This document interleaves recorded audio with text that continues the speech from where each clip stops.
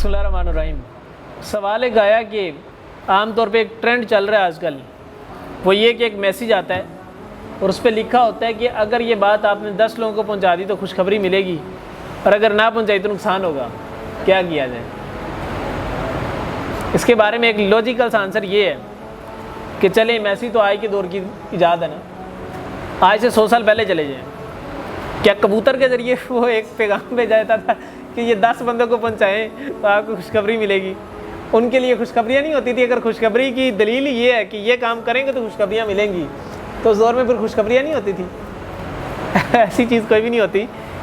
اگر آج کے دور کے اندر کوئی بھی اس طرح کی بات کی جاتی ہے کہ جناب یہ نیکی ہے، یہ گناہ ہے، تو اس کے لیے سب سے پہلا فارمولہ یہ ہے کہ آپ اس میں دیکھ لیں کہ پروفٹ صلی اللہ علیہ وسلم نے ہمیں یہ بات بتائی ہے کہ نہیں بتائی، ٹھیک ہے؟ اس لیے ایسی کوئی بات کہ یہ ویسے 100 لوگوں تک پہنچا دیں، 10 لوگوں تک پہنچا دیں تبھی فائدہ ہوگا، نہیں تو نقصان ہوگا، ایسی کسی چیز کی کوئی دلیل، کوئی ثبوت نہیں ملتا، واللہ عالم۔ دوسرا سوال ہے کہ رفع الیدین کے متعلق ہے کہ کچھ حدیث کے اندر نماز کے طریقے کے اندر رفع الیدین کا تذکرہ آتا ہے، اس طرح صحیح بخاری اور صحیح مسلم کی حدیث کے اندر آتا ہے، اور کچھ حدیث کے اندر نہیں آتا، تو اس معاملے پہ کیا کیا جائے؟ کس کی بات کو مانا جائے؟ ایک مسئلہ کہتا ہے کہ رفع الیدین کرنا ہے، دوسرا کہتا ہے نہیں کرنا، حدیثیں دونوں کے پاس ہے، تو کیا کریں؟ دونوں ہی کرتے رہیں؟ ایسے تو نہیں ہو سکتا۔ اس معاملے کے اندر ایک اصول یاد رکھیں، اصول حدیث کا اصول ہے، یہ کلاس اصول حدیث کی نہیں، لیکن ایک چلے سوال آ گیا تو اس حوالے سے بتا ہی دوں۔ اصول حدیث یہ ہے کہ جب بھی حدیث سے کوئی مسئلہ اخذ کرنا ہوتا ہے نا، حدیث سے کوئی مسئلہ ایکسٹریکٹ کرنا ہوتا ہے، اس کا اصول یہ ہوتا ہے کہ اس سے ریلیٹڈ، اس ٹاپک سے ریلیٹڈ تمام احادیث کو اکٹھا کیا جاتا ہے، تمام احادیث کو اکٹھا کیا جاتا ہے۔ مثال کے طور پہ نماز کا طریقہ ہے، یہ صرف رفع الیدین کے متعلق نہیں ہے بلکہ پوری نماز کے طریقے کے متعلق ہے کہ ہر مسلک نے اپنی نماز بنائی ہے، اس معاملے کے اندر یہ کرنا چاہیے کہ تمام احادیث کو اکٹھا کر لیں، تمام احادیث کو اکٹھا کر کے کامن چیزیں آپ ایکسٹریکٹ کر لیں۔ یہ کامن چیزیں وہ چیزیں ہیں جس پر کسی مسلک کو اختلاف نہیں ہوگا، اور یہ پروفٹ صلی اللہ علیہ وسلم کی حدیث سے کنارہ کشی نہیں کرنے والی چیزیں ہوں گی۔ آپ اس مسئلے سے نکل جائیں گے کسی ایک حدیث میں آیا ہے، دوسری حدیث میں نہیں آیا، کامن چیزوں کو لے لیں، آپ کی نماز تب بھی ہو جائے گی۔ رفع الیدین فرض نہیں ہے، سنت ہے، رفع الیدین کر لیں گے تب بھی فرض، تب بھی نماز ادا ہو جائے گی، نہیں کریں گے تب بھی نماز پوری ہو جائے گی، اللہ تعالیٰ کے ہاں قابل و قبول ہو جائے گی۔ سمجھ آ گئی بات کی؟ پروفٹ صلی اللہ علیہ وسلم کی حدیث ہے نا کہ کچھ لوگ نماز پڑھتے ہیں، ان کو ایک نماز پڑھنے کا اجر 50 نمازوں کے برابر ملتا ہے، کچھ کو 25 کا، کچھ کو 10 کا، کچھ کو 1 کا۔ یہ کس طریقے سے ہے؟ یہ انسان کی نیت پر بھی ڈیپینڈ کرتا ہے، اخلاص پر بھی ڈیپینڈ کرتا ہے، اور دوسری چیز یہ کہ انسان کی نماز جتنی سنت کے قریب ہوگی اتنا اجر ملے گا۔ باقی واللہ عالم۔ ہاں جی، کوئی اگلا سوال؟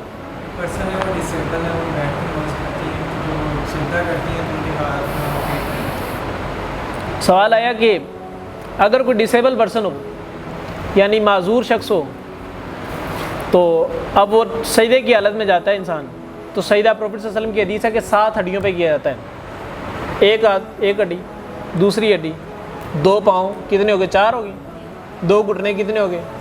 6 ہو گئے، اور ایک پیشانی اور ناک۔ یہ ناک کی جو ہڈی ہے نا، یہ پیشانی کے ساتھ ہی کنیکٹڈ ہوتی ہے، اس لیے ایک ہڈی کنسیڈر کی جاتی ہے۔ 7 ہڈیوں پہ سجدہ کیا جاتا ہے، پروفٹ صلی اللہ علیہ وسلم کی حدیث ہے۔ اب کچھ 8ویں ہڈی نہیں ساتھ ملنی چاہیے۔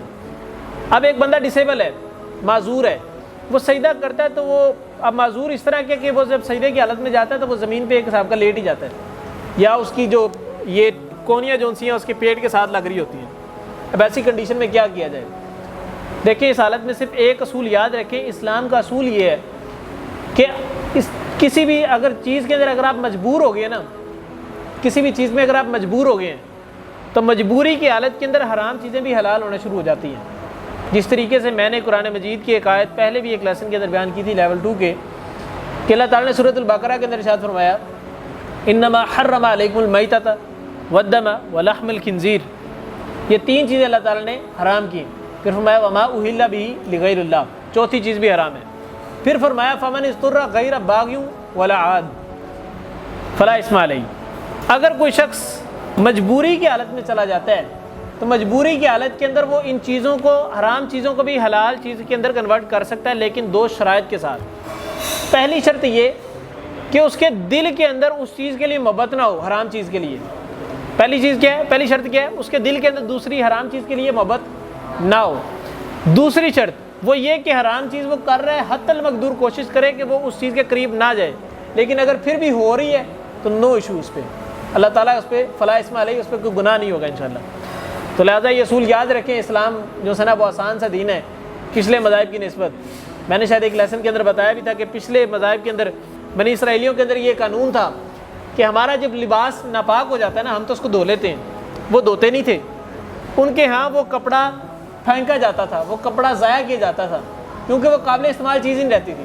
ان کے اتنی سختی، تصور کریں آج کے دور کے اندر اگر اسلام میں قانون ہو جائے کہ کپڑے ناپاک ہو گئے، آپ نے پہننے نہیں، آپ نے دھونے نہیں، آپ کو پھینکنے پڑیں گے، آج کتنے لوگ جو ان سے ہے نا وہ یہ میڈیم جو فیملیز ہوتی ہیں یا جو ایلیٹ کلاس ہوتی ہیں دیکھتی ہیں، وہ کتنے کو امیر رہ جائیں گے، ان کے ڈیلی کے کپڑے جو سے نئے آ رہے ہوں گے، نئے کپڑے کہاں سے لے کے آئیں گے؟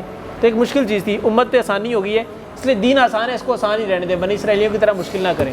واللہ اعلم، سبحانک اللہم و بحمدک، اشہد ان لا الہ الا انت، استغفرک و اتوب الیک۔